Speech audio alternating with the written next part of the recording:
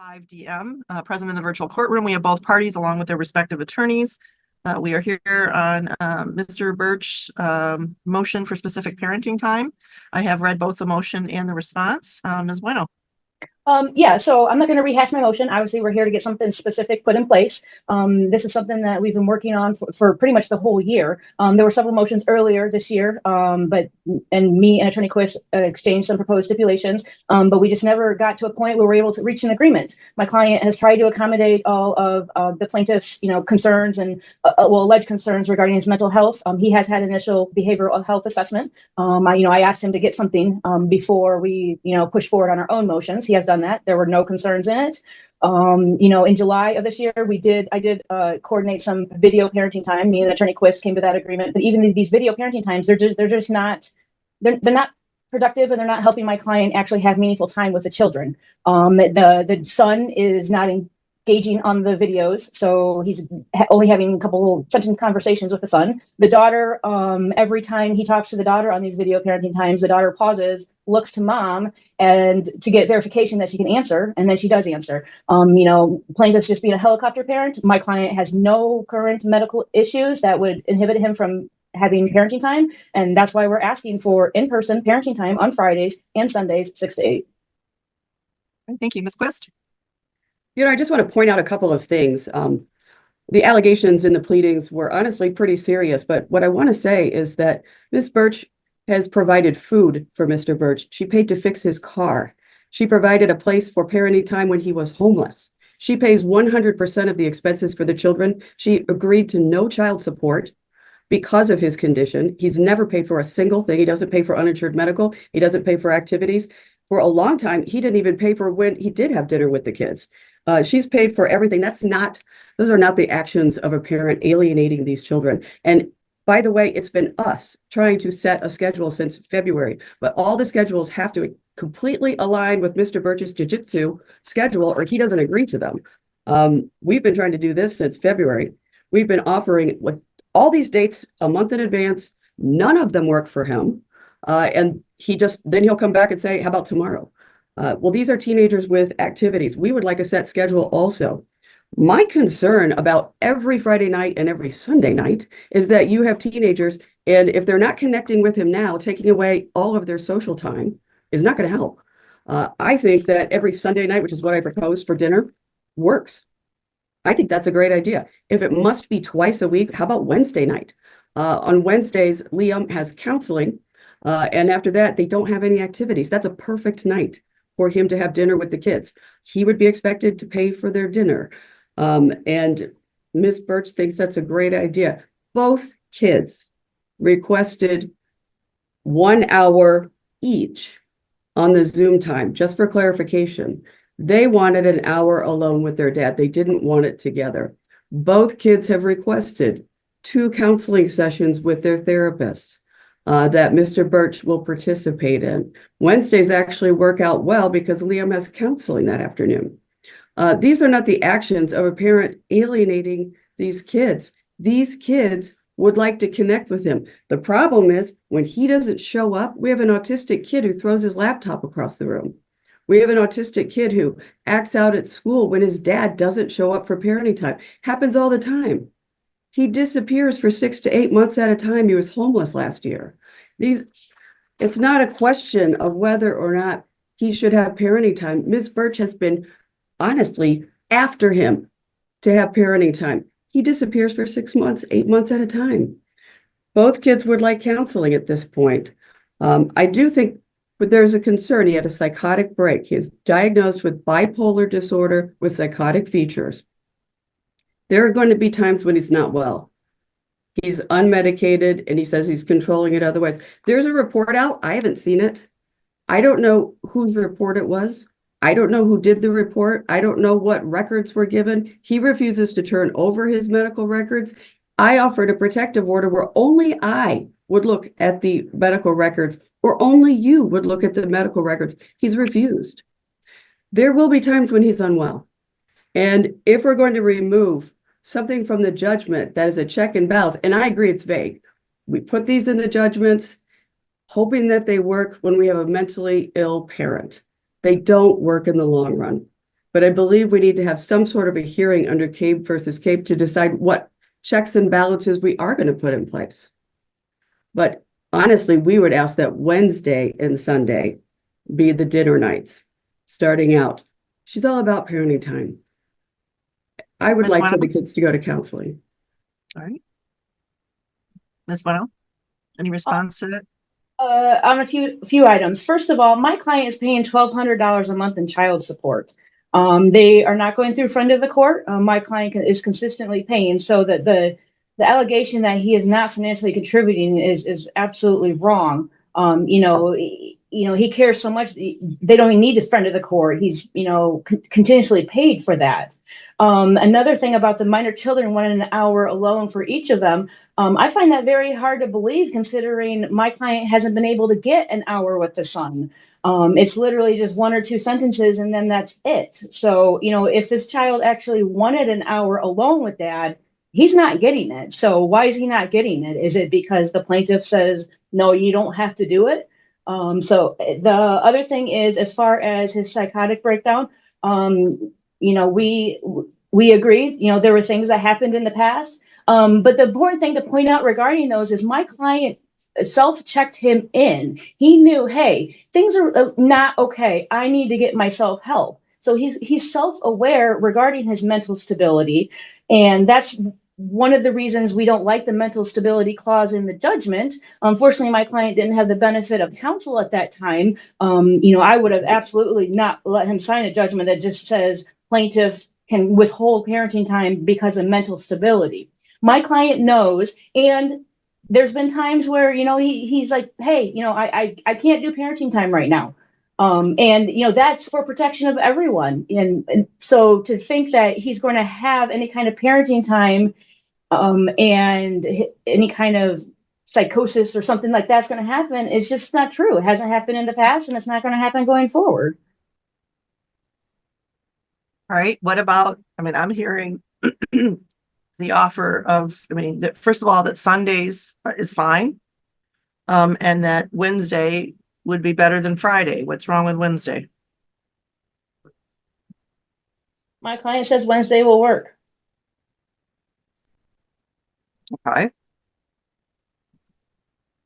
It sounds like there's an agreement. You're on a So one where quick is there not an rebuttal. agreement at this point? Well, we're asking for in-person parenting time that's not being controlled by the plaintiff. Can my We're client? agreeing to that. We're agreeing to that. We would like counseling sessions. Both kids want to meet with their counselor. And let me just say, I think that's appropriate. I have never not ordered counseling for kids, because regardless of how well things are going, cases where things are going well, kids have feelings that they need to get out that they can't really talk about with either of their parents. So I think that's a good idea. They would like to meet with their dad in counseling. Each of them have requested twice. I thought that was appropriate. I think it's a great communication tool. They've been in counseling for years. They would like to sit down with their dad in counseling. Again, I agree with that too. Having a third party there to kind of mediate helps a lot. And again, that helps even in, when things are going well, sometimes there's things that kids just aren't good at expressing, and having that third party help them.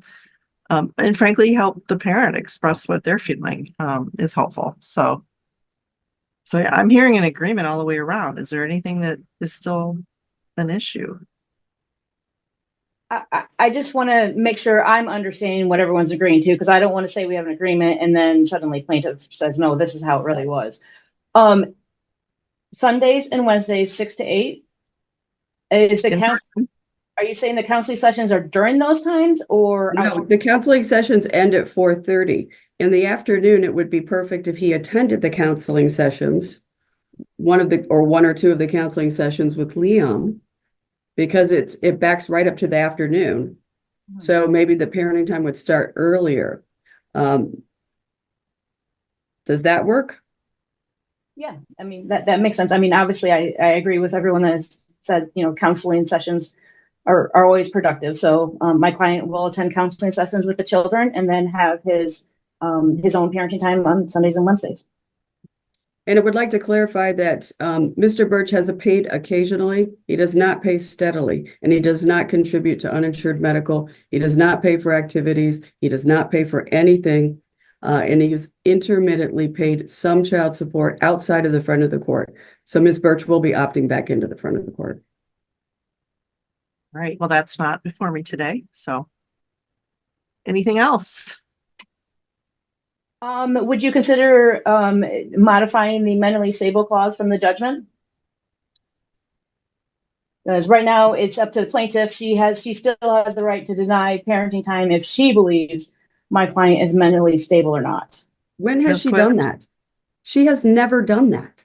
She has actively sought him out for parenting time. She's All right, never done that. would she object to having that removed? Let me Yes. just, I all think right, we well, have to have a hearing. let me just say that parents have the inherent right to deny parenting time if it would be harmful to the child's well-being. And all it means is that, I mean, if a denial occurs without that clause, that she would be subject potentially to a contempt hearing where Okay. she'd have to explain why she denied the parenting time. And that's more the typical situation. I mean, I'm more comfortable with that sort of, with actually removing it so that there's some checks and balances there. But a parent always has the right to say no to parenting time if they believe it's not safe. It's just that then they have to answer potentially to the court if they do that as to why it was unsafe. Any objection to that? Are you asking me? Yes, I am. My client is very concerned about removing that. She's never denied him parenting time. In fact, she's the one going after him, asking for him to participate in parenting time, but she is uncomfortable with it.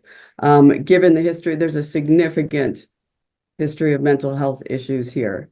All I right, think well, on given the- that it's opposed, then I can't change it without an evidentiary hearing.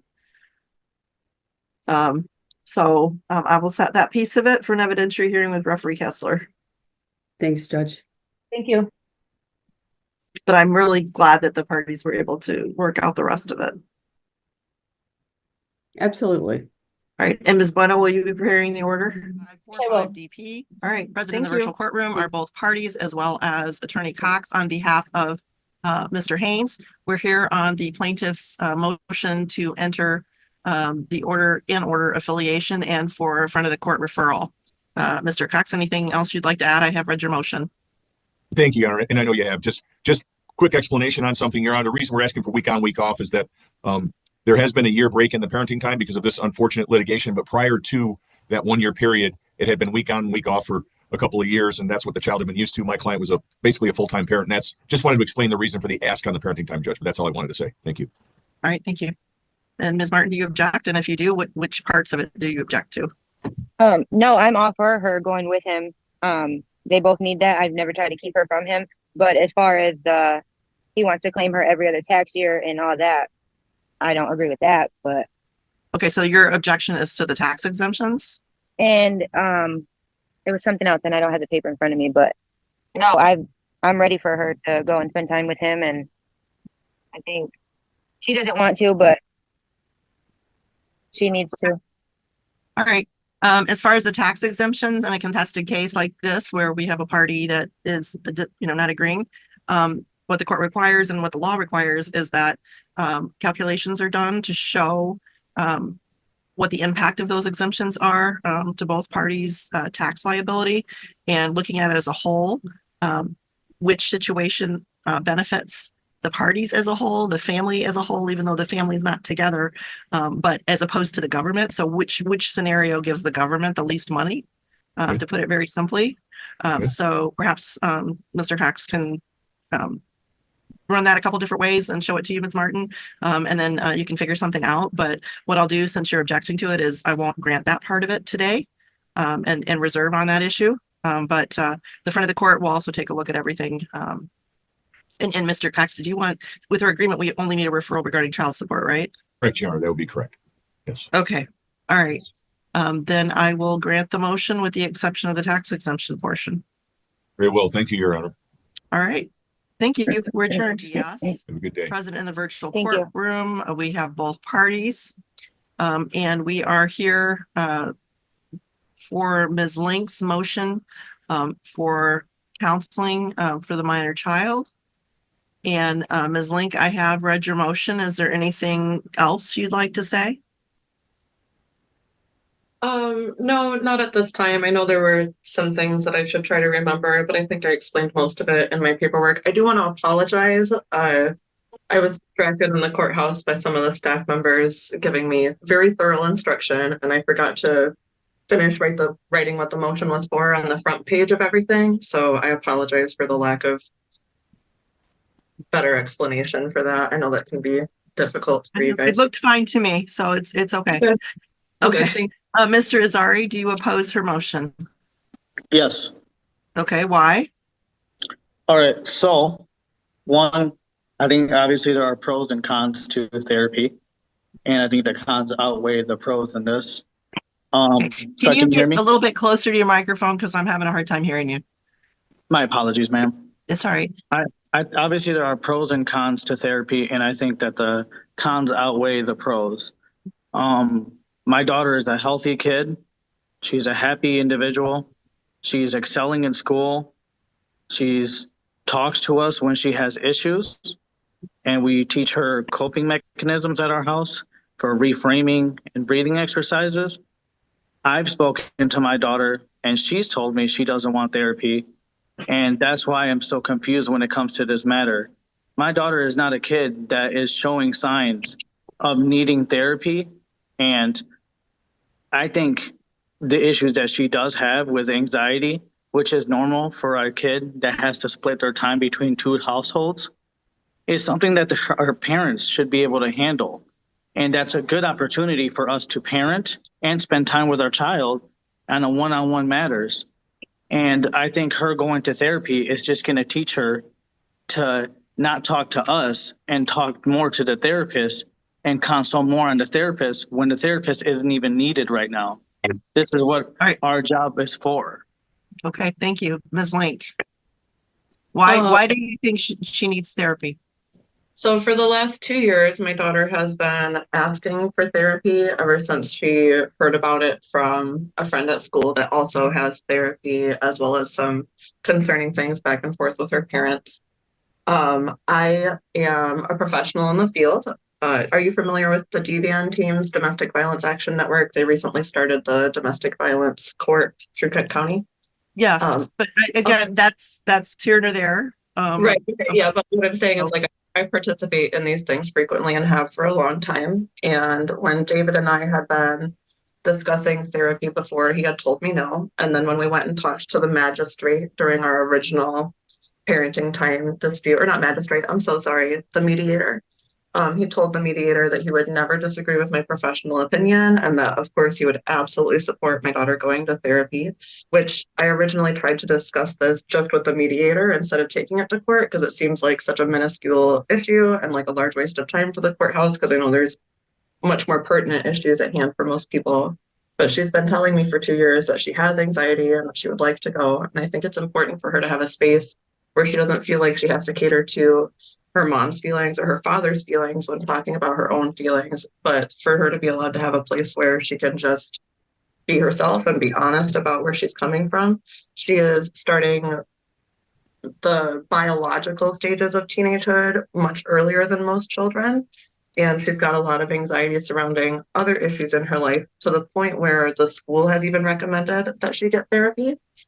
But Kira's father is still not allowing me to have even the insurance information to sign her up for anything, not just therapy, but just for me to have access to her insurance, which I've always had access to up until well, now. the court's position is that children in a split arrangement like this often want and need therapy, that there's certainly nothing wrong with it, and it doesn't interfere with the parent-child relationship at all. It just gives the child a person to talk to where they're not trying to please either parent.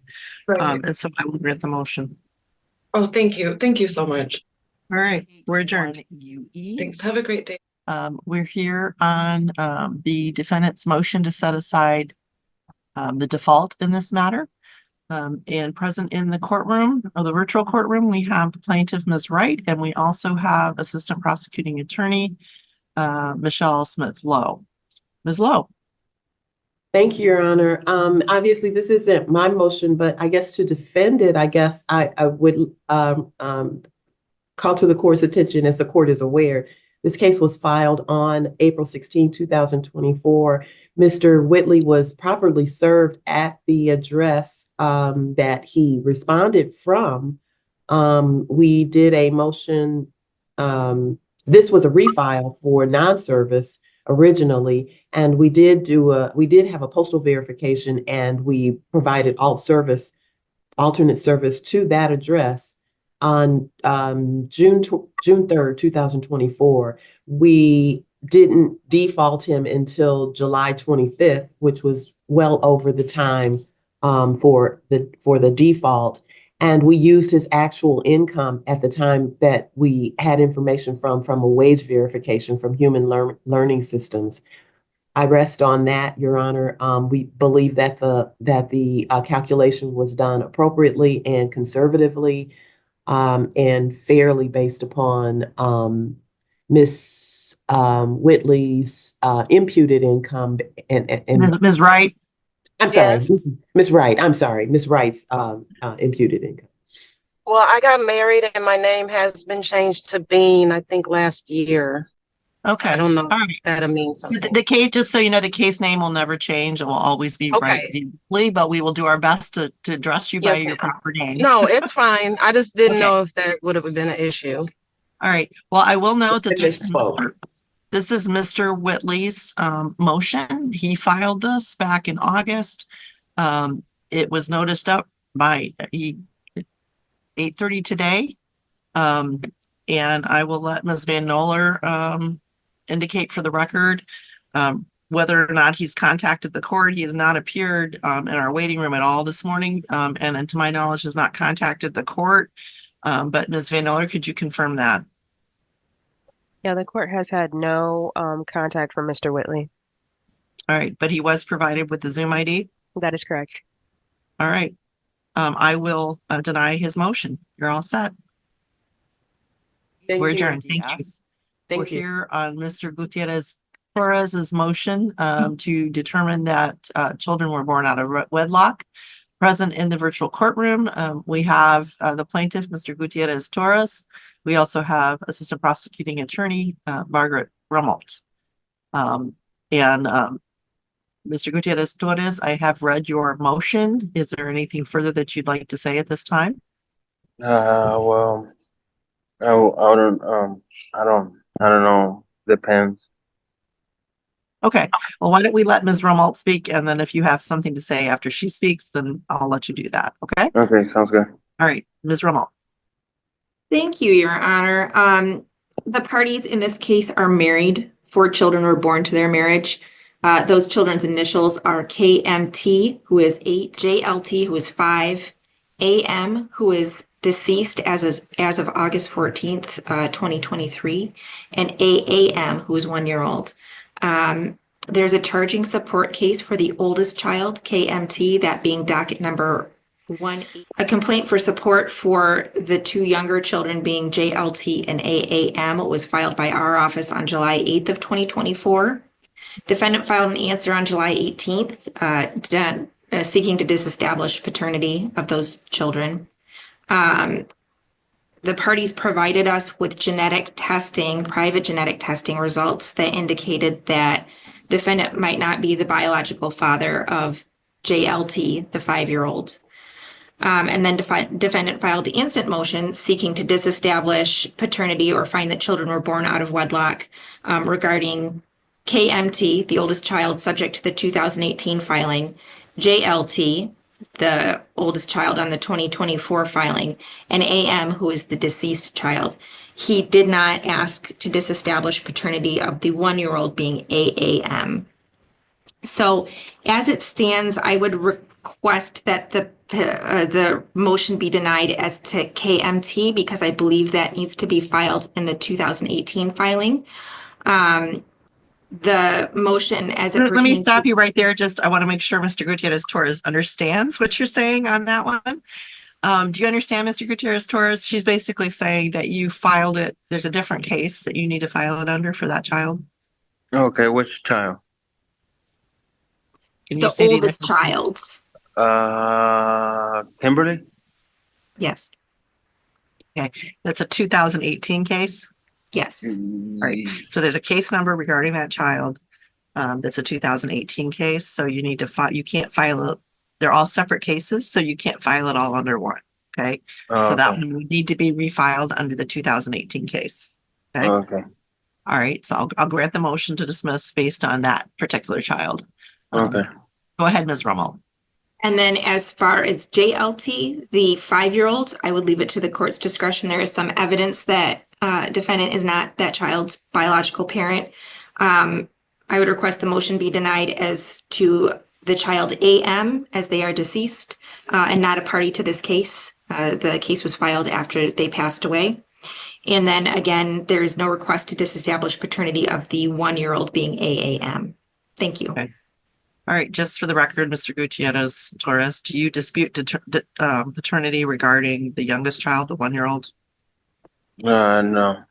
Okay, Okay. just want to make sure that that's clear. All right, and then the deceased child, and I'm sorry for your loss. No, that's not my kid. Okay, all right, yeah, but sorry, at this it's okay. point, since at this point, since the child is deceased, there's no way to proceed. Okay. So I will deny that request. And then was it JL? Jesus? JLT? All right. I will grant that request. Okay.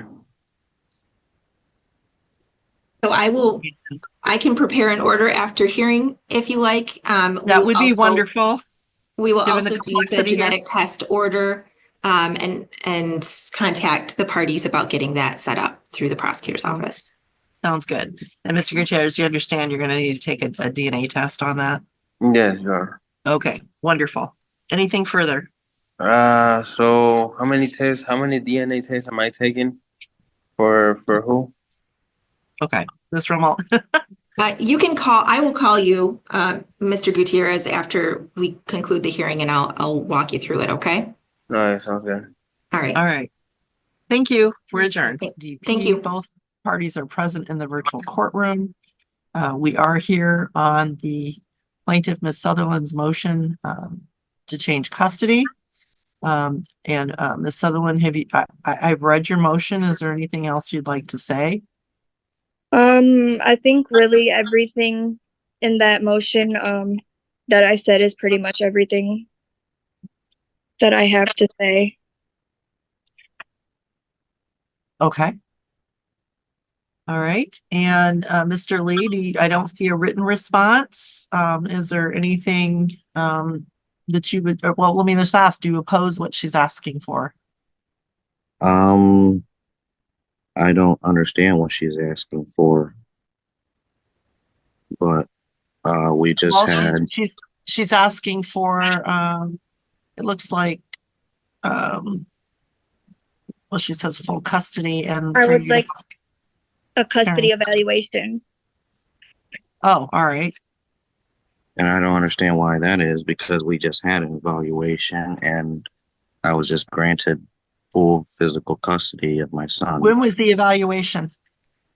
Back in, it was a year ago. Okay. Excuse me, ma'am, that was a parenting evaluation. I am requesting a custody evaluation. All right. No. All right. I believe based on let's see.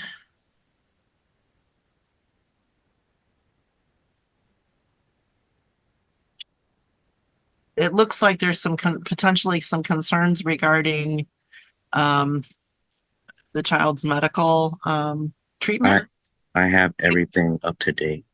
All right. Well, what I'm going to do, because I don't know, I will refer this to the front of the court for an evaluation regarding custody, parenting time, and support. I will waive the fees, and the front of the court will be contacting you. Okay. We're adjourned. Present in Thank the you. virtual Anna. courtroom, we have the defendant, Ms. Clocklin, along with her attorney, Ms. Rathburn, and we have Mr. Carpenter on behalf of the plaintiff. We are here on Ms. Clocklin's motion. All right, yes, Ms. Clocklin's motion to enter the order and other relief. Ms. Rathburn. Well, thank you, Your Honor. We were in front of referee Kessler back on June 7, 2024. We were in for a temporary order that Mr. Scott had filed that motion. Referee gave us a decision and in good faith. I'm not going to say there wasn't a lack of good faith. The attorneys attempted to put together an order. Parenting time has been occurring. I mean, that's the main crux of this is parenting time and setting up the details. Mr. Carpenter did send me a proposed order that included things that were outside of what we specifically talked about, including like holiday parenting time and things of that nature. But it made sense, and that's where we were finessing some of those pieces because they weren't on the record, and we both knew this, and that's why we were trying to do that. And a preference that my client has 3 other minor children, and so she was trying to align their schedule with this child's schedule. So eventually, though, we get to a point, and now that the little guy, Al, who's 5, is in school, the school is saying, well, we need to have an order in place so we know, who's picking him up and, so that there's nothing out of turn. And so I ended up filing a motion and redrafting the order to what I believe referee ordered, which also did include the parenting time things that were not ordered, and submitted it this way. Since we're so far out of 7-day rule, I needed some vehicle to get this going. I've talked with Mr. Carpenter, and I felt like we got down to a point where we were, and I don't know, he might say something different, is that the main issue we were talking about is that Mr. Scott would have a 7 p.m. return time on the days that he's returning the child returning to my client. And he would like 7:30. And I'm looking at my notes from referee. I did not get the transcript, but my notes said 7 p.m. And so we were pretty consistent the whole time. The little guy has an 8 o'clock bedtime, and so 7:30 is just too late. So this is where we're proceeding forward. I understand if you're going to make us get a transcript and go back to that drawing board if we can't agree today, but that was just the push of where we're at and why we're here today, Your Honor. Thank you. All right, Mr. Carpenter. Thank you, Your Honor. I was confident that we were going to get this worked out, which is why I didn't file a response. I mean, we've been actively negotiating, and I would like to state, Cindy's been a pleasure to work with as always. But I do not believe that this is an appropriate motion because we are negotiating, and the proposed order includes things that are the fruit of those negotiations. But here's the problem, and Cindy highlighted that in her argument. My client wanted the 7:30 exchange time because Cindy's client wanted to do the exchange much further from my client's house. So the deal was, okay, I'll agree to do the exchange where you want to do it, but I want to have a later exchange time so that I don't have to spend so much of my parenting time driving. And she says, well, no, so we'll include the exchange time that I want, but we're going to include the exchange location that I want, but we're not going to include the exchange time that you want. And that's why this is not appropriate. If you're going to file a motion to enter an order, you've got to get the transcript and you've got to submit an order that exactly comports with what the referee ruled. I don't want to do that either. I wanted to just not have this motion and get these little details worked out because we're so close.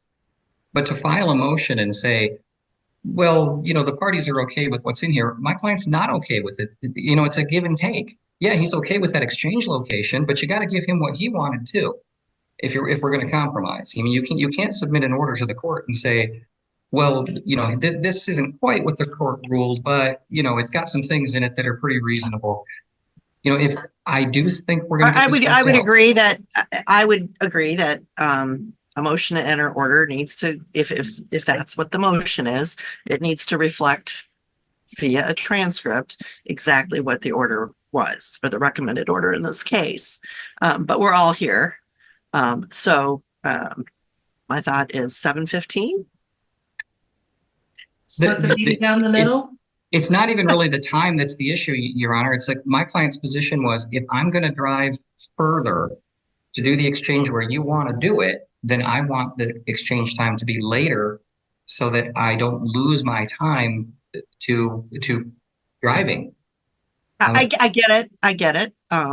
But again, I'm just trying to find a happy medium here.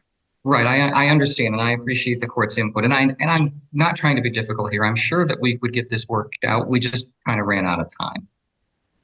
We were talking about this yesterday. In my notes, though, I thought that the drop-off point was what we had in the order. And so, I mean, my fallback position is fine. I'll get the transcript and I'll submit a pared down order that just meets with the transcript that said 7.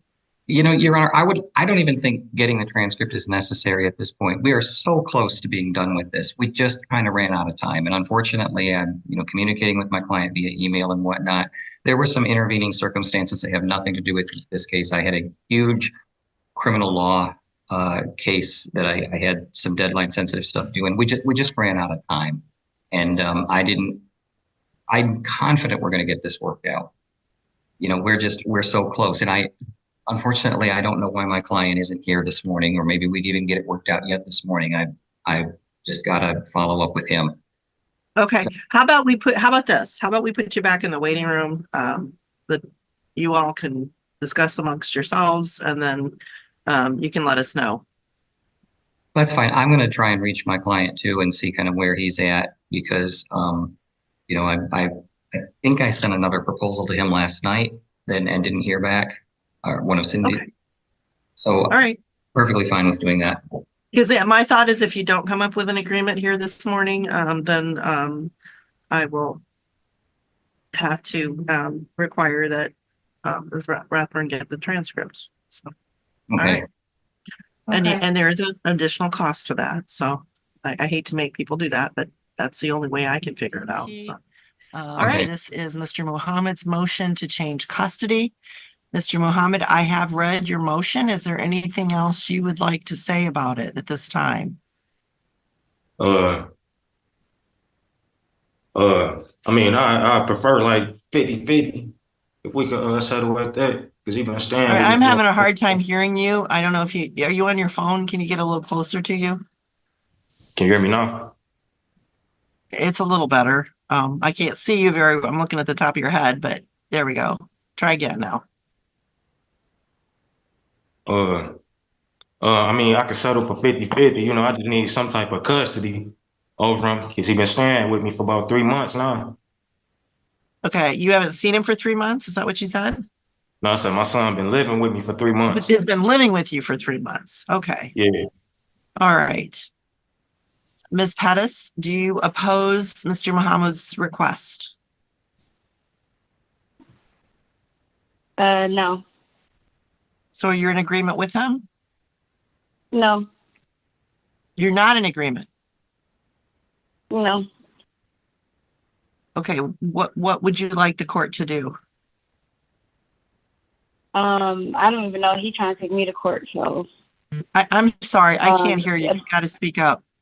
I said he's trying to take me to court, so I don't know what the court. I didn't ask for this, so. All right. He was just going for the summer, but I guess I don't know. All right, so he's asking, it sounds like, for a 50-50 custody situation. Do you agree to that? Okay, yeah, that's fine. Okay. Hello? Well, then we need to have some specifics in place, like, will it be week on and week off, where you exchange the child on a Friday or on a Sunday, or what are you thinking, Mr. Muhammad? He could just stay with me. I'll take him back and forth to school for the week, and then I could drop him off over there for the weekend or something. Well, that's not 50-50. Oh. You said 50-50. Yeah, well, we could do week on, week off. Okay. What day and what time would you exchange the child every week?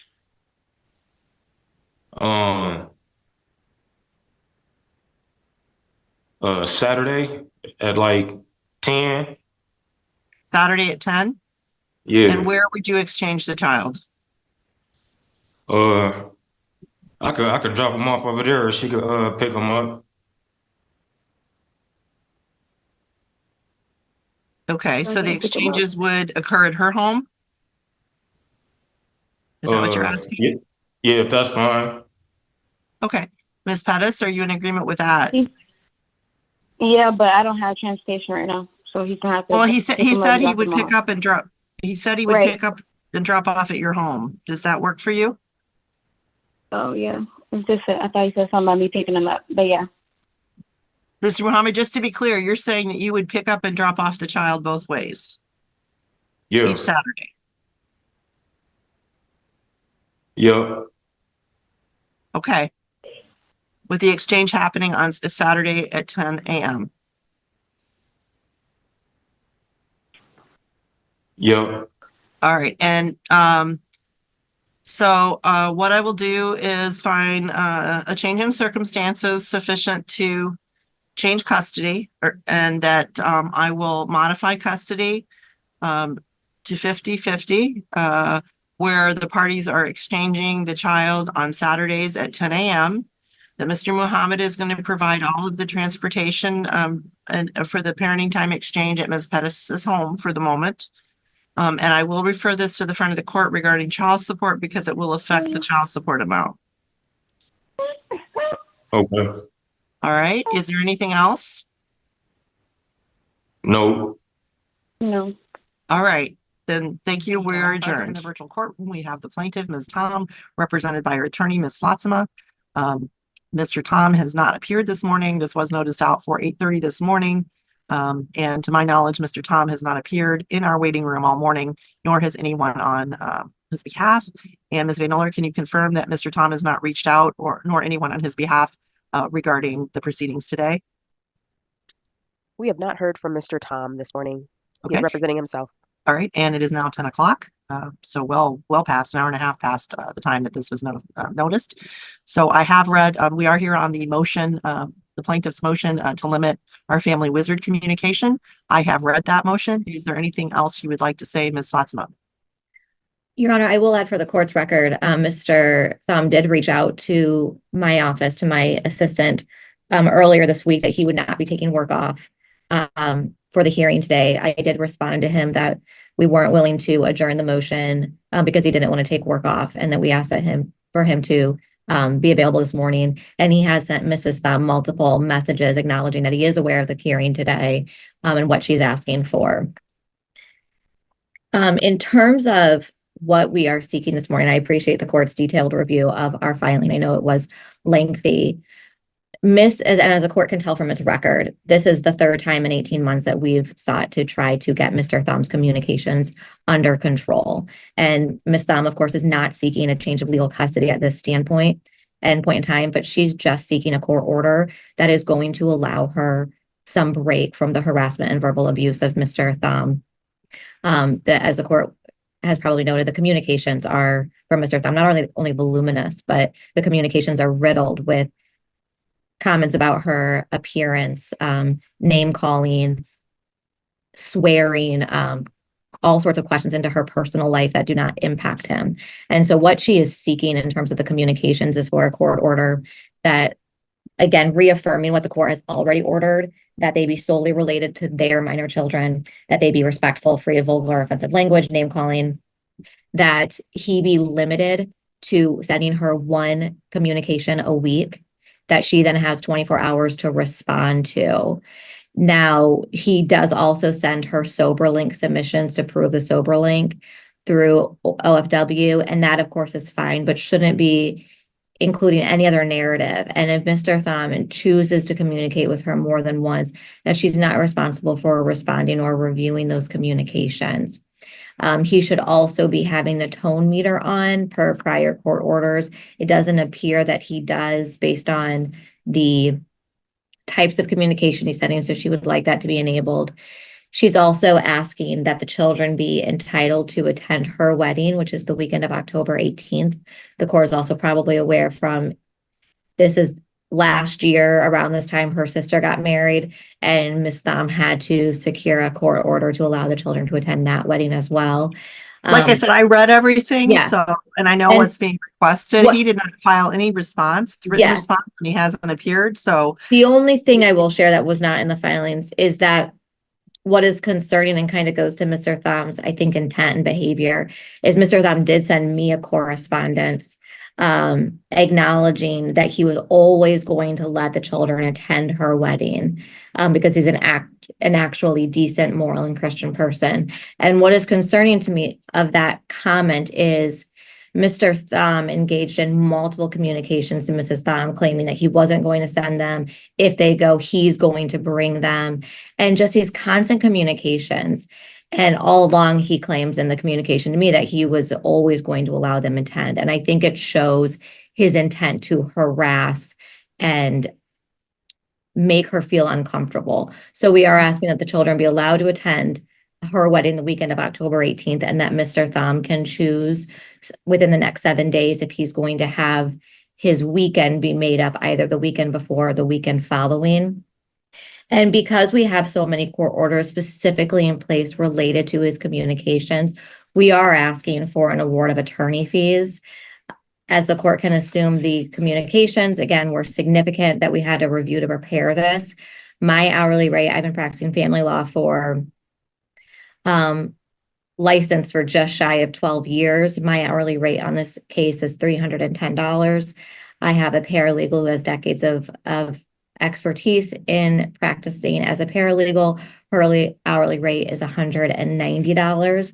Our fees, communicating with Ms. Thom, reviewing the communications, communicating with Mr. Thom, and preparing for this and attending the hearing are just over $5,000, but we're asking for an award that Mr. Thom be required to pay $3,500 towards Mrs. Thom's attorney fees within 30 days of the court's order. All right, well, I will grant the motion in its entirety. As far as attorney fees go, I will also grant attorney's fees, but Ms. Latzma, you need to submit an invoice so that the court can review it, and Mr. Thom has the opportunity to object regarding the reasonableness and all of that under the court rule and the case law. Of course. And is there anything further? No, Your Honor. 74DO, All right, thank present you in the for virtual adjourning. courtroom. We have both parties and Attorney Kristen Britt representing the plaintiff, Ms. Castor. Mr. Castor is representing himself. We are here on the plaintiff, Ms. Castor's motion for temporary relief. I have read the motion. Ms. Britt. Thank you, Your Honor. Before we get started, I'd just like to say that I did give some medical information under seal to the court, and anything related to that medical privacy, I'd request that we stop the recording and go separately offline with that if that comes up and we need to. Okay. Yes, we will do that. Thank you so much. Make sure you say something so that Ms. Van Oler knows to stop the stream. Absolutely, and I appreciate that. So just a couple things to add. I'm not going to repeat anything that's been stated in the motion. I know that you thoroughly review those. But a lot of the claims that I have received in response from Mr. Castor directly to me after the filing, we've got so many stories going here, it's almost impossible to keep track of them. All right, let me stop you for just a moment and just indicate the court has not received any written response. Correct, Your Honor. From Mr. Castor. Okay. That's true. These were emails, Your Honor, directly to me. As counsel, because as you'll recall, we are needing to communicate with Mr. Castor via email because we don't have a positive address for him. We had a service problem, and he agreed on the record last hearing that he could be served via email. So that's why the communications have been, I think, via email. But you're correct. I've received no formal response, but these are emails directly to me, which are obviously not protected, confidential information. Related to his work, he claims just since 9/12 of this year when I filed this motion, he has claimed that he couldn't make the hearing because he was working in Canada. He claimed that he was living in Chicago. He claimed he was homeless living out of his vehicle. He's also, on pleadings in this case, filed that he was living in Romeoville, which I believe is in Illinois. And then even this year, he set up a new business in Tennessee, and it put on there that his personal address was in Kingston Springs, Tennessee. So he's all over the place on that. On the work issue, he claims he's not working. He claims he's working in Canada. He claims he was hired by Ms. Ford to do PR work for her. Then he says it's untrue that he is not involved in construction. So again, he's all over the board. There are pictures recently, since even this submittal to the court, showing Facebook postings on Ms. Ford's Facebook selling the tools that I had brought up in my motion. There's pictures of him there with a new drone. There's indications now that he's trying to sell the truck that he has no right to sell. And the list goes on. And I can get into a lot more details with that. One of the things I brought up in my motion, Your Honor, that I would like to clarify a little bit is my concern about privacy in this case. Mr. Castor has, since the filing of the motion, attempted to deceive medical providers to receive my client's medical information without her permission. He has sent and posted false medical information about her to other people on social media. And as you saw from my motion, he has used my client's credit cards for all these personal purposes without her permission. I'm very concerned about submitting my client's verified financial information form to this person who is likely to take this information and use it for nefarious purposes. He's continued to do this over and over. Again, Your Honor, the list of the things and the proof with all the different people involved here is insane. I've spoken with Attorney Mary Benedict, who I know the court knows well. She is willing to step in on this case as the mediator and be the discovery master for purposes of managing the release of information to be sure that there's no risk of privacy violations there or any risk for my client of more misuse of her information. So that's what I'm really asking for the court on that issue. I'm happy to expand, but Mary has agreed to take that role on, even though it is an expanded role beyond a normal mediator. Thank you, Mr. Castor. As I said, I haven't received any written response from you. What is your response to the motion? Your Honor, thank you for giving me the opportunity to speak today. I respectfully request a continuance. I've recently been diagnosed with stage 3 brain cancer, which has been spreading to my lungs and my lymphatic system. I'm currently working with a medical team, which I did send to the plaintiff's attorney of medical power of attorney and living will. My condition is greatly impacting my ability to think cognitively and represent myself in these proceedings. And I'm actively seeking legal counsel. So I know this is a very serious matter, and there's a lot of things all over the board. There's fake accounts, fake social media accounts, and none of those photos or anything that's been submitted to the court or anything relevant to my current situation. Do you oppose the suggestion that Ms. Benedict be appointed as a mediator and a discovery master to manage all this information? No, but I need 60 to 90 days to deal with my health and obtain proper legal counsel. I'm talking to Sean Cox right now. Yeah. Ms. Brett, do you have any response to that? Your Honor, just to an adjournment. Yeah, thank you, Your Honor. I diametrically am opposed to that. Mr. Castor has put on quite a show for the court today, and it's impressive. However, he has sent me some purported medical documents that don't even show they're him. And even this document that he claims to have a certain type of tumor is not a cancerous tumor, even if he even has it. So this is all a ploy. He just, as soon as this last week, has been trying to get my client's father fired from his job, making false claims. This man is a master of manipulation. He has done this to woman after woman after woman. Those people are prepared to testify as to that. And the show that you're receiving right now is pretty impressive and completely false. All right, well, I'm going to deny the request for the adjournment. The fact that it's coming today as opposed to earlier, the fact that there was no response filed whatsoever, even a phone call or an email or anything. I did email the court. The clerk. Sir, yes. Mr. Castor, please stop. Yeah. I am going to grant the motion in its entirety and including appointing a discovery master. Mr. Castor, I would be very happy if you obtained an attorney. I think Ms. Britt would as well. It will make this case go much better and much more smoothly. And that attorney will know what to do from there. But for today, I am going to grant the motion, and mainly because of all of the shenanigans that have occurred prior to this. And Ms. Britt, will you prepare the order? I will, and I will submit it under the 7-day rule, Your Honor.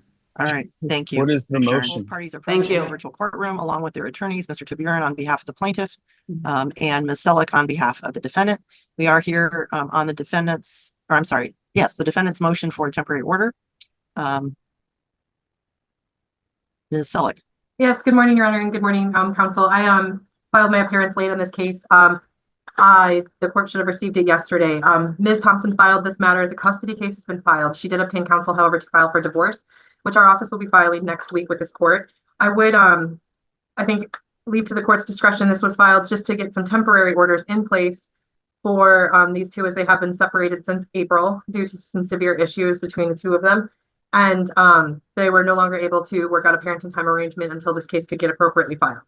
So I do not want to cause further I guess procedural confusion with the court is a divorce will be filed next week. I've spoke briefly with Mr. Taviran's office and hopefully to get this procedurally on track. Initially, I had reached out to potentially adjourn this motion for 2 weeks to allow this to be filed under a DM. But I do understand that I think all parties would like a temporary order in place. So Ms. Thompson did file this motion on her own. I believe that the parties had been exercising a parenting time schedule where the minor child has primarily been living with my client. However, the plaintiff has been exercising parenting time every weekend with some additional parenting time on Wednesdays. However, my client was wishing to exercise some weekend parenting time on her own. So I guess would the court be inclined if to adjourn this potentially for 2 weeks so that we can file this under a DM, or would this motion need to proceed regarding the parenting time and other requests that my client filed? I guess I'd like to hear from Mr. Taviran on that issue. Regarding adjournment, no, we're opposed. We think we need a temporary order. For one reason, as often happens, the plaintiff is completely dictating the terms of parenting time. As I put in my response to her motion, it started out Friday to Monday, then she said no, Friday to Sunday. She withheld the child for a couple of weeks in August. So even in the short term, my client does want a temporary order. He also was requesting 50-50 week on, week off parenting time. Based on it's a 14-year-old child. These parties have raised this child together. As I put in my response, before this separation, the plaintiff was working full-time at Davenport and she had a side business. My client's a pastor. They both had commitments that took them away from the family and the child, which is normal in any family. So they both kind of filled in when the other one had to work or do different things. So with a 14-year-old child, my client's in the marital residence. I think it's appropriate, and he is requesting 50-50 parenting time. He really didn't want to file anything with the court. He was caught off guard when the plaintiff moved out. He thought they could reconcile. That obviously didn't happen. And then, as I said, the plaintiff kind of inexplicably withheld the child for 2 weeks in August. So for that reason, we do think we need a temporary order. All right. Then I am inclined to deny the adjournment. So Ms. Selleck? Yeah, understood, Your Honor. I would further add regarding any potential schedule that we are able to resolve here today. I think that the minor child is, again, as stated, is 14 years old and has unfortunately been exposed to, by the plaintiff father, some disparaging and hurtful comments made between members of his family regarding my child that has caused some deep emotional stress and some anxiety along with some mental health concerns. Is that our ask is that on a temporary basis that defendant father have parenting time every other weekend with some evening parenting time during the week, and that this matter be referred to friend of the court for an evaluation regarding custody, child support, and parenting time, just simply because there are some issues that were brought to my attention that, again, I was unable to bring to the court's attention, that I want to make sure that this 14-year-old girl is not emotionally harmed or given any distress by the dissolution of her parents' marriage. And I think it would be in her best interest to continue seeing the plaintiff father on an every other weekend basis with, again, some midweek parenting time after school. Mr. Taviran? Yeah, I'll just tell you, my client really thinks it's disingenuous, these allegations. He heard nothing about them prior to this motion being filed by plaintiff. He's been, as the defendant said, her attorney, he's been doing parenting time every weekend. The child is active in different youth ministry programs at the church where he's a pastor. It's one thing for the parties' relationship to have problems, and it sounds like maybe the plaintiff or defendant doesn't want to reconcile, which is her choice. But my client has told me literally there's no proof of any of the allegations because they just didn't happen. Again, it's a 14-year-old child. She's active with both parties. As I put in my response to the motion, my client has somewhat of a flexible schedule, and the child already spends a fair amount of time with him and at his church. So I think week on, week off would be appropriate. And if the defendant is going to file a complaint for divorce, that's one thing, and we'll handle that. But that's between the parties. And my client thinks it's really unfortunate that the defendant is bringing the daughter into it. All right, Ms. Selleck, one more. I would, again, categorically, I will reinforce the statements that I made regarding my client has purported that the daughter has had some adverse effects due to the defendant father's exposure to negative comments regarding my client. My client has been the primary caregiver for their child, the primary one to be responsible for all of the day-to-day activities. And again, I appreciate that we are just asking for a short term to maintain what they have been doing so that both parties can establish what they have been doing while we get to front of the court. And hopefully Mr. Taviran and I, now that there are two attorneys on this, can clean this up procedurally and get this smoothed along down the road. All right. Well, as is typical for the court, with the first motion in a case, a motion for temporary order, often hears, well, does hear from both sides, and often there are widely divergent stories and concerns. The primary focus of the court is always on the best interest of the minor child. And so at this point, I will grant the motion and order parenting time every other weekend as requested, as well as the midweek parenting time. Refer this to the front of the court for custody, parenting time, and child support evaluation. And we will go from there. Again, this is only a temporary order. This could be changed fairly quickly. Sorry. Apologies, Your Honor. I would ask that my client's cost for the friend of the court evaluation be waived in line with the representation from Legal Aid of Western Michigan. Yes, I'll waive for both parties. And is the midweek overnight? Ms. Selleck, what did you we would prefer evening parenting time. But I just maybe like a evening from after school until 8 p.m.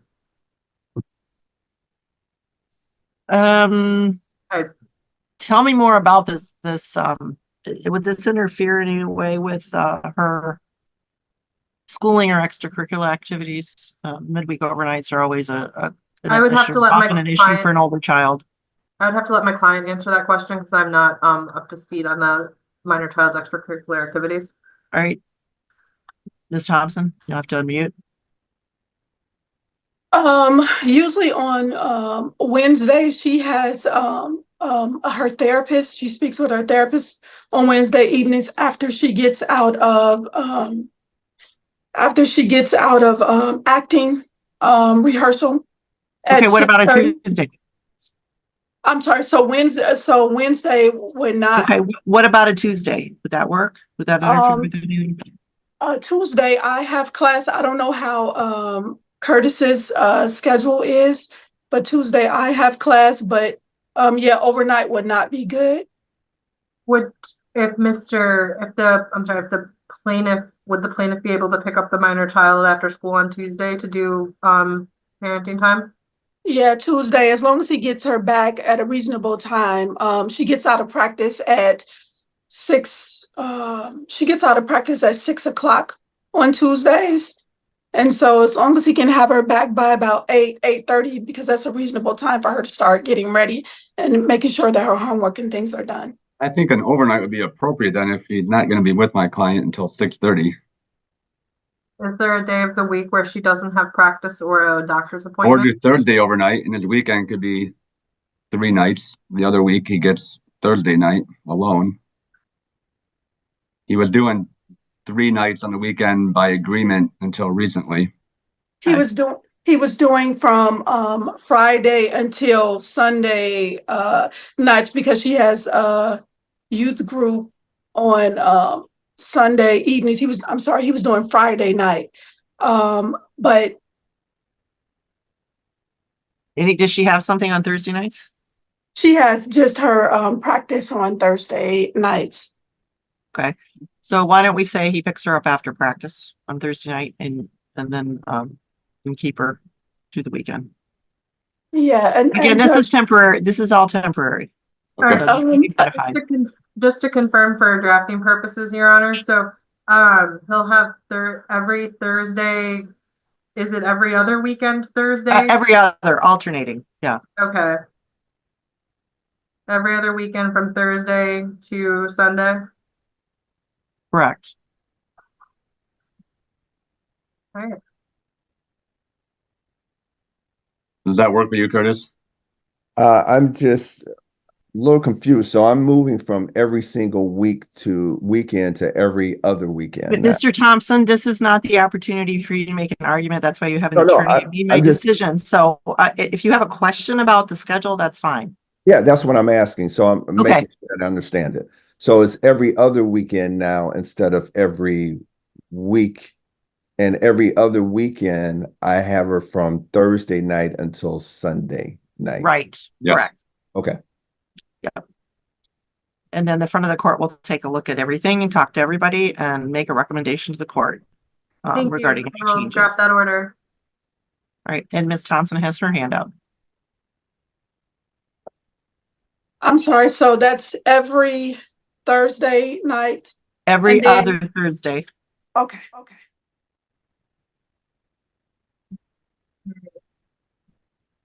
Thank you. More hands. And Mr. Thompson, another question? yes, starting when? For the sake of argument, when was, can we start this next week? After his birthday.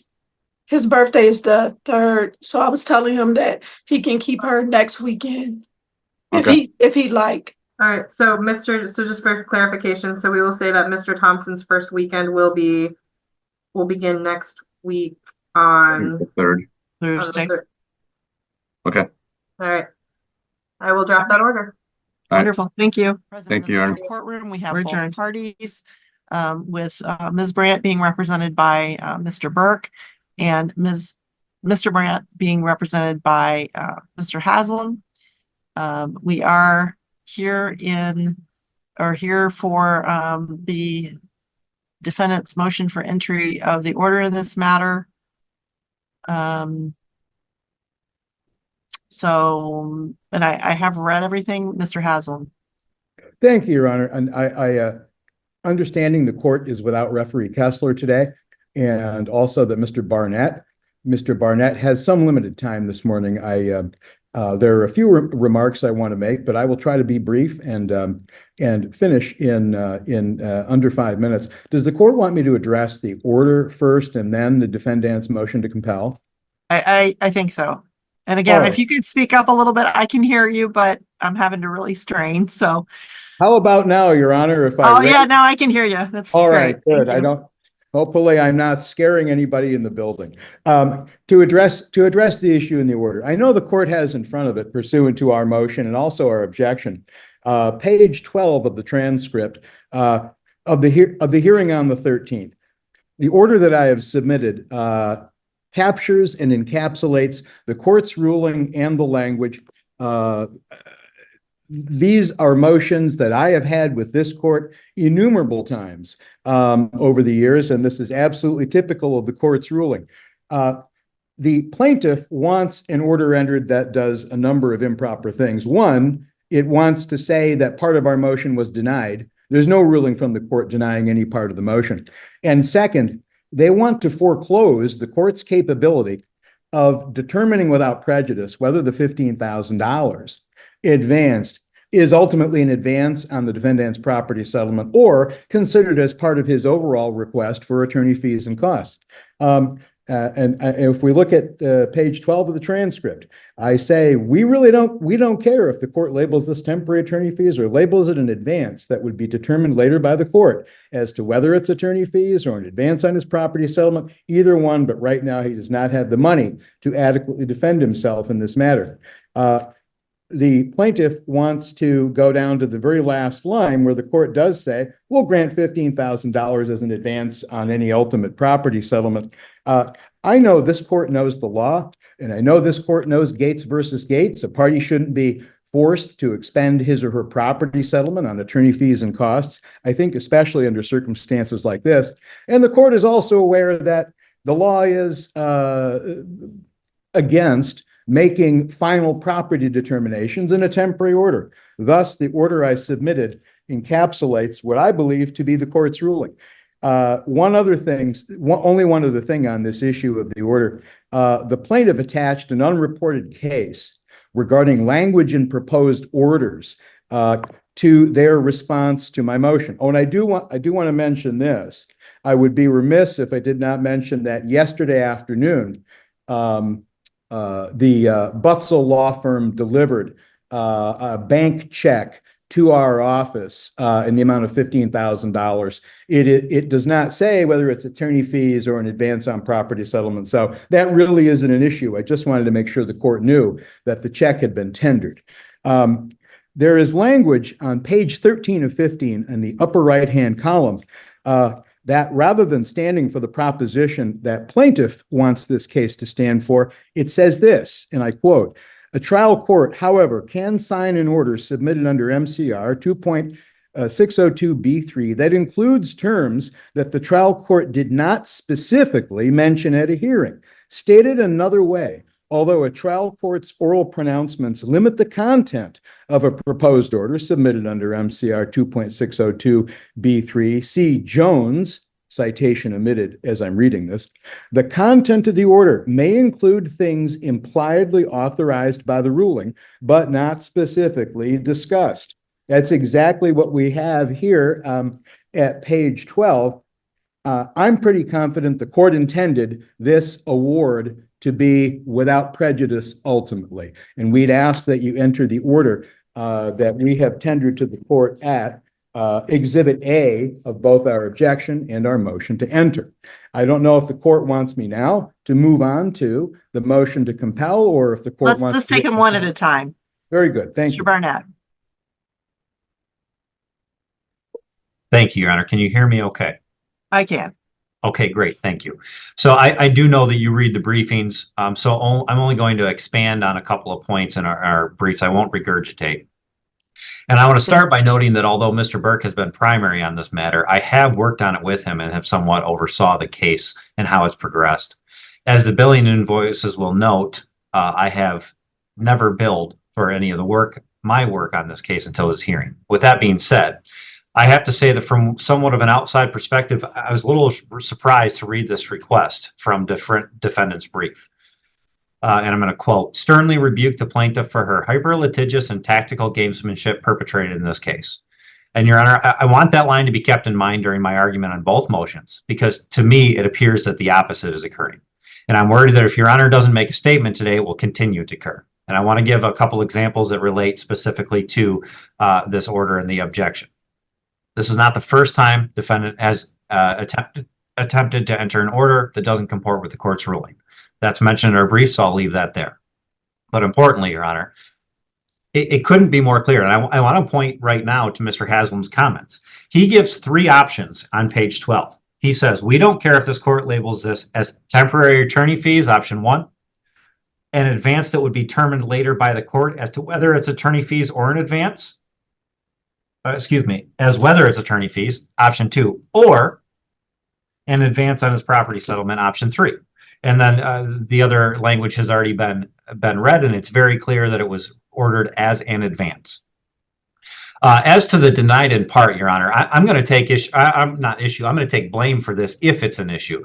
But I've learned early on in my career that if a court does not grant all of the requested relief in a motion, which this court did not grant in Mr. Haslam's attorney fee motion, then the order must either state that it's granted in part and denied in part, or that it's granted in part for the reasons stated on the record. Either of those would be fine, but it can't say that it's granted when not all of the relief was granted. Your Honor, I suspect, and I don't know, I wasn't there, but I suspect that one of the reasons for the specific wording of the advancement is because the parties, Ms. Brandt, carried the party's expenses during the marriage for defendant to go to medical school. Based on the U.S. Bureau of Labor Statistics, and then as an average, defendant very well may be making $320,000 next year, over double. And I heard this argument at the motion. Thank you, Your Honor. So that's all I'll say for the order. I think the language is clear. Well, just by way of brief response in 10 seconds, it wasn't three options that I expressed to the court, as the court can see. I said you can label it as attorney fees, or advance the money without prejudice to the ultimate determination. And that's what my order says.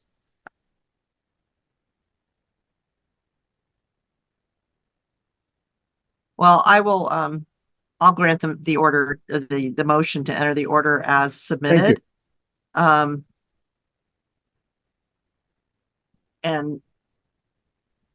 I will determine the outcome ultimately in the case. As to the fees, how the $15,000 gets accounted for. I mean, that was my intent. Right. It may well be an advance on property settlement or property distribution, but again, it'll depend on how this case shakes out. May I ask, does the court want me to recapitulate that order without the Exhibit A label on it and send it to Mr. Barnett? Or does the court want to use one of the copies it has in the submissions? Ms. Van Oler, do you have? Let me see. Yeah, it's Exhibit A to both my objection to the plaintiff's order as well as our motion for entry. Okay, then I would say submit a clean copy. I will do that, Your Honor. Thank you. All right. Your Honor, just so we don't have any arguments over the denied in part, granted in part, do you have any thoughts on that? To be accurate, I would say that the suggestion that it be for denied in part for reasons cited on the record would be fine. Okay. All right. I'll make that change to my Exhibit A order, Your Honor. Very well. Okay. All right. And we'll move on to the next. Thank you. I obviously, the court has stated, and I know the court has read our motion with respect to compelling the discovery. And you can see what we received, and you can also see that we received finally those restatements redacted in their entirety for every data service was performed, every service that was performed, how much time was spent on it. And those were finally sent to me in that entirely redacted format. So there was nothing available to review while I was on my way to Ms. Brandt's deposition at the Butzel Long office. I have briefed this issue, I think, completely and entirely. The court should construe attorney-client privilege narrowly, and in this instance, it is incomprehensible to me, and I have not seen in my 33rd year of practice a party attempting to claim that every single entry, every single date, every single service, every single time somehow invoked attorney-client privilege. I also attached for the court's review the written responses, the initial written responses to those requests that caused me to communicate with counsel for the plaintiff when I asked for copies of those billing statements because of the dynamics that were cited in my prior motion. We know that attorney fees are going to be an issue in this case. They objected to the request as one, irrelevant and overbroad. I just don't see how that can be. They object to producing any documents that may be protected by attorney-client privilege or constitutes protected work product. And then they say, her representation and billing expenses are not currently at issue in this matter. Those are not valid objections, Your Honor, and I think it gives the court a flavor for the contentiousness of this case when they were allowed, pursuant to my discovery request, and I always put that in these discovery requests, please redact attorney-client privileged information. Now, most good lawyers don't put things in their billing statements, such as, well, the client said to me, the client actually shot that person on Fifth Avenue. They're more than likely somewhat generic. They would probably indicate telephone conversations with witnesses. They would indicate preparation of pleadings to the extent there are confessions and things like that in these billing statements. We don't have a problem with their being redacted. Part of this, Your Honor, is obviously we're making a request for attorney fees given the dynamics of this case and given how it has been conducted. We're entitled to know how much time counsel spent on the various avenues that the plaintiff pursued that we had to respond to, and the courses that we had to take to adequately defend Mr. Brandt's interest. I hate to suggest this because I don't want to burden the court with this.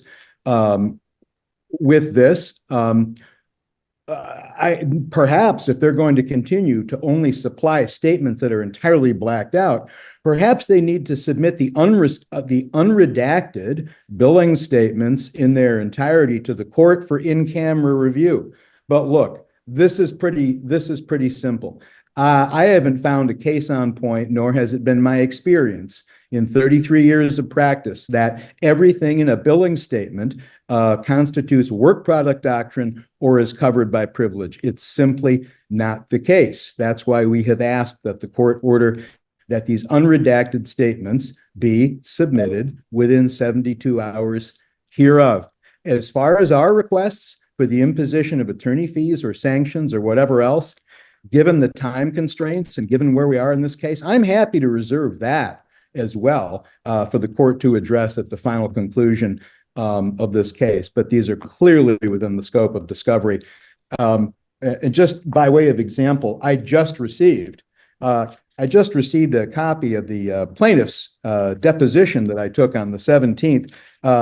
There's 25 pages subsumed of her not being able to recognize those documents that were sent to me because it appears that they weren't sent to her. The documents that are purported to be these summaries that show transfers of lots, and by lots, I don't mean magnitude, I mean chunks of money from one account at Butzel to the other. I asked her, since she had signed various discovery responses claiming attorney-client privilege, to tell me what she believed privilege to be. Incredibly, counsel who defended the deposition objected as the question calling for speculation every time I asked it. That also gives the court a flavor for the difficulty in obtaining relevant information from the plaintiff in this case, who in the deposition also couldn't state a specific parenting time schedule. And we're in September in this case that was filed in February, Your Honor. It was 25 pages of the deposition in which she proclaimed that she could not answer any questions with respect to the billings other than those summaries that had been previously produced. I've said my piece on this, Your Honor. Thank you. Mr. Burnett? Thank you, Your Honor. I guess I'm not understanding the relevance here, because here's the thing. When we have to have a paralegal redact everything, we don't charge the client for that. If we have to go search through attorney-client privilege information to decide what needs to be redacted and not, we're going to have to do that. We're going to have to incur the expense, and it will be billed to the client. Here's the problem, though. How is it relevant when we're the payor? We're not the payee, we're the payor. If we were the payee and they wanted to see the reasonableness of our attorney fees, I think that would be a completely different question, Your Honor. But that is not the case here. What is this possibly relevant to? It doesn't make any sense to me, and it's time and burden that should not be put on our client to do that. And I can't fathom why Mr. Haslam will want these records. I have never before. I mean, I haven't been practicing for 33 years, but I've been practicing for closer to a decade, and I've never received a request like this, unless again it was because we were the payee and they wanted a reasonableness of attorney fees. All right, Mr. Haslam, how about you answer that question and succinctly? Yeah, I will, Your Honor. This court is well aware. This court is well aware of the Reimer test with respect to reasonableness of attorney fees. And those itemized statements showing the actions that were engaged in and the time they took are certainly relevant to our demonstration and the reasonableness of having to respond to all these things, as well as a determination of what component of marital money was expended on this versus I understood in the deposition that the plaintiff is now claiming that she has borrowed money from her parents, but claims there are no promissory notes and no real evidence of that she can provide. So I believe we're entitled to see that information, and it is relevant both to the Reimer test. It's relevant both to the Reimer test and a determination of what marital funds have been expended by the plaintiff.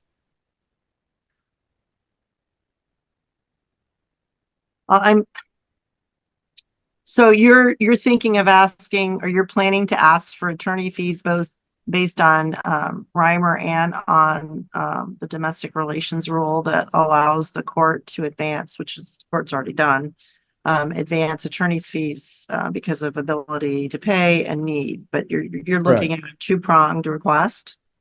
Well, I'm looking at a two-pronged request, Your Honor, because I believe that the test, if you will, with respect for an award of temporary attorney fees prior to the conclusion of litigation, i.e. the Gates, under the Gates paradigm, is rather different than the Reimer paradigm, where, if I recall correctly, I think I do, there's about 17 factors that 16 to 17 factors the court examines in determining the reasonableness of the request. Just two other concise points on that. One, I've been practicing for 33 years, so I bill more than lead counsel on this case hourly because we've been provided with a copy of the letter of engagement. Surprisingly, not that much more is my hourly rate, but we're entitled to see, I believe, exactly what was done here. If there are communications with witnesses, those certainly aren't privileged, as the court well knows. Communications with counsel by the party are privileged. But as I said, Your Honor, I have not seen a party take this position that their billings are every entry in their billings is just absolutely privileged. All right, well, I will grant the motion, but what's good for the goose is good for the gander. So Can I respond to that, Your Honor? sure. I'm not sure how the reamer would attest at all here. The only thing that matters is an ability to pay. It seems much more likely that Mr. Haslam is looking to get into strategy. The amount of billing is the only thing that matters here. So if we're talking about we're way outbilling them and they need to do X, Y, and Z, which is part of your Honor's previous ruling, right? Hey, there's going to be an expert witness involved. I'm going to advance some fees because there may be expert witness. That's all under ability to pay. It has nothing to do with individualized time entries. And I have never ever seen this ordered, Your Honor. Ability to pay is not the sole criterion, as I'm sure the court is aware. Yeah. And as I said, I am going to grant the motion, but again, this will be potentially something, the additional attorney fees that my granting this motion creates for Ms. Brandt may be an issue for the court to take a look at ultimately. Understood. So, I will say that I am concerned how this case is really kind of spiraling. And both parties are going to end up spending a lot of money if they don't start coming up with some reasonable agreements. Yeah, so, exactly. Is there anything further? Just one question, Your Honor, so we can avoid any further contentiousness over the order. I plan to submit an order that says our motion to compel the unredacted statements except for attorney-client privileged information within 72 hours is granted, and both sides' requests for attorney fees with respect to this issue are reserved for later consideration by the court. That simple. Yeah, I would ask that any other protected, like work product doctrine or anything else, right? Any privilege or otherwise protected. Of course. That goes, I think, without saying. All right. Thank you. Understood, Your Honor. Thank you so much. All right. Thank We you, are everybody. adjourned. Have a nice day.